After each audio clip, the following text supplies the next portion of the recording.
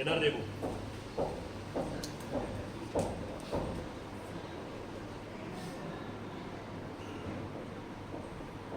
Sir पढ़वे का जा रहे हैं एल्कोहल में निर्जलीकरण पढ़ रहे हैं। पहले तो निर्जलीकरण का मतलब होता है बेटा जल के अणु का निकल जाना।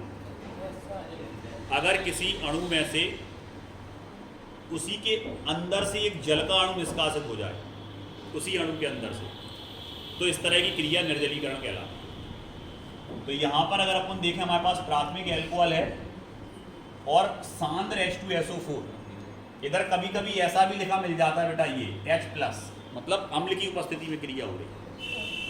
और अगर OH निगेटिव लिखा मतलब क्षार की उपस्थिति में क्रिया हो रही। तो यहाँ अम्ल है आपका सांद्र H2SO4 जिसकी उपस्थिति में क्रिया हो रही है। अगर H पॉजिटिव भी लिखा तो भी समझ जाना अम्ल की उपस्थिति में क्रिया हो रही। क्लियर? तो जैसे ही अम्ल की उपस्थिति में क्रिया होगी, जल का एक अणु निकल जाएगा और जो आपका एल्कोहल है वो एल्कीन या एथीन बनाएगा। एल्कीन जिसमें डबल बॉन्ड हो वो बनाएगा।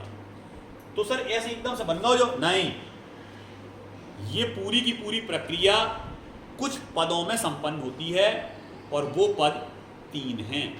एल्कोहल के निर्जलीकरण के 3 पद में क्रिया पूरी होती है। इसमें हम तीनों पदों को देखेंगे और एक एक करके फर्स्ट पद, सेकेंड और थर्ड। क्लियर? सबसे पहले प्रथम पद की बात करें तो प्रथम पद में ये एक एल्कोहल का अणु था, बिल्कुल है सर, CH3 CH2 और OH को आपने बॉन्ड लगा के लिख दिया, कोई दिक्कत नहीं है।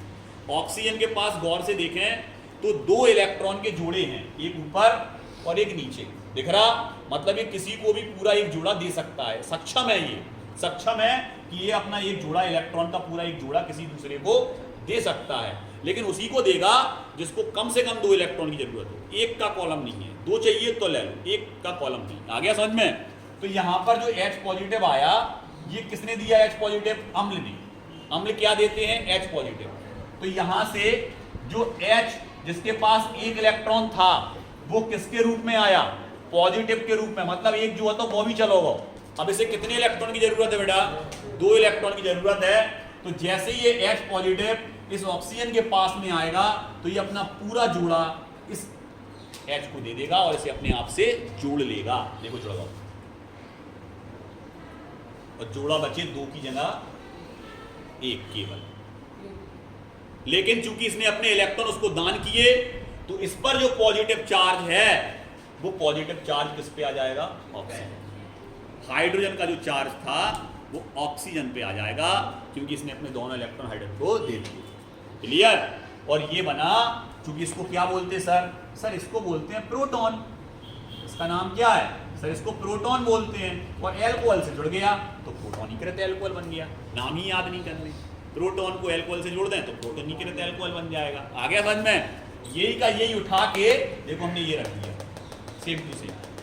मतलब ये अगर आपने बना लिया, इसको उठाओ और पेस्ट कर दो, जो वो कॉपी और जो वो पेस्ट। आ गई समझ में? सेम टू सेम, याद ही नहीं करने, कछु वही उठा के तो धर दो। आ गई समझ में? अब होगा क्या? अब इनको दिमाग चलो कि अपन H2O बना लीजिए, इन तीनों को दिमाग चलो। आ गई समझ में? तो H2O बनावे के लाने अपन को क्या करने पर? जो पॉजिटिव को हटाने पर, मतलब अपन को कम से 2 इलेक्ट्रॉन की जुगाड़ हो जाए तो सब कछु हो जाए, हमारा जोड़ा जाके तंग आ जाए, अपन चलिए। तो वो जोड़ा कहां से वापस आएगा? वो जोड़ा आएगा इस बॉन्ड के टूटने पर वापस। और अगर इसके दोनों इलेक्ट्रॉन ऑक्सीजन पे गए तो कार्बन पे फिर एक बॉन्ड की क्या आ जाएगी? कमी आ जाएगी, क्योंकि एक जो कार्बन का है वो और ले गया ऑक्सीजन। आ गया समझ में? तो देखो बॉन्ड टूटा और इसके इलेक्ट्रॉन कहां गए? ऑक्सीजन पे। तो कहां करेगा जो H2। देखो ऑक्सीजन के जहां के तहां जोड़ा हो गए 2 ही आ गए, ये फ्री हो गए ऑक्सीजन, H2O फ्री। लेकिन देखो इसका धन आवेश किस पे आ गया? इस कार्बन पे। इस पे क्या हो गई? कमी हो गई इलेक्ट्रॉन्स की। क्या बना? कार्बन पर धन आवेश आता है तो उसको बोलते हैं कार्बोकैटायन। क्या बोलते हैं? कार्बोकैटायन। तो ये क्या बना बेटा? कार्बोकैटायन बना। क्लियर? ये जो कार्बोकैटायन बना, कॉपी पेस्ट। देखो क्लियर? तो यहां पर जो इसको CH3 लिखा, इसको ऐसे भी तो लिख सकते हैं हम 3H को। अब इस कार्बन का कहना ये है कि ना तो हमने कोई से इलेक्ट्रॉन लाए थे और ना किसी को इलेक्ट्रॉन हमने दिए, हमने कोई ना साझा किया, ना इलेक्ट्रॉन का आदान प्रदान किया। जो धन आवेश कौन के कारण आओ, तुम्ही में से कोई एक आओ तो देख, तुम्हारी जैसो हो तो कोई भाई ने करो, भाई को करो धरो है जो सब, समझ रहे कि नहीं? तो तुम्हारी जैसो कोई आओ तो तुम्ही में से कोई जे है ऐसो ही। आ गई समझ में? तो क्या किया इस कार्बन ने इस H के इस बॉन्ड को तोड़ा और इसके दोनों इलेक्ट्रॉन छुड़ा लिए। तो जो पॉजिटिव चार्ज इस पे था वो किस पे आ गया? भगो भगो इतना जाओ, आ गई समझ में? तो देखो ये वाला H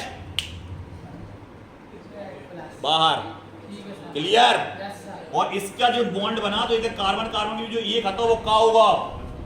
फ्री, एथीन बनाते हैं फ्री, ये बन गया एथीन, एथीन बन गया। और जैसे जे आए थे वैसे ही चले गए। मतलब इस पूरी क्रिया में H2SO4 ने कहीं भी भाग नहीं लिया, क्योंकि उसने जैसे प्रोटॉन दिया था वैसे ही प्रोटॉन निष्कासित हो गया। तो उसने किया क्या? उसने इसकी क्रियाविधि चालू कराई, उसने अपना H देके क्रिया को संपन्न कराया। मतलब यहां पर एक उत्प्रेरक का काम किया। काय का काम किया? उत्प्रेरक का काम किया। और एल्कोहल में से जल के अणु के निष्कासन के बाद एल्कीन बना। और आपने यही चीजें लिखी थी, एक जौ,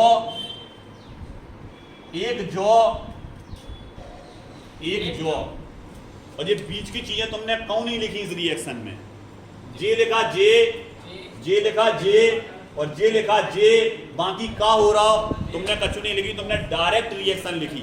आ गया समझ में? तो ये है अल्कोहल के निर्जलीकरण की डायरेक्ट रिएक्शन सीधा, और ये है उसकी क्रिया विधि, मैकेनिज्म, कैसे निर्जलीकरण होता है। सर याद हो गया सर? पहले पद में प्रोटोनीकृत अल्कोहल बनता है सर, दूसरे पद में सर कार्बोकैटायन, और तीसरे पद में एथीन। तीनों अलग अलग क्रियाएं हैं। आ गया समझ में? अच्छे से आ गया सबको?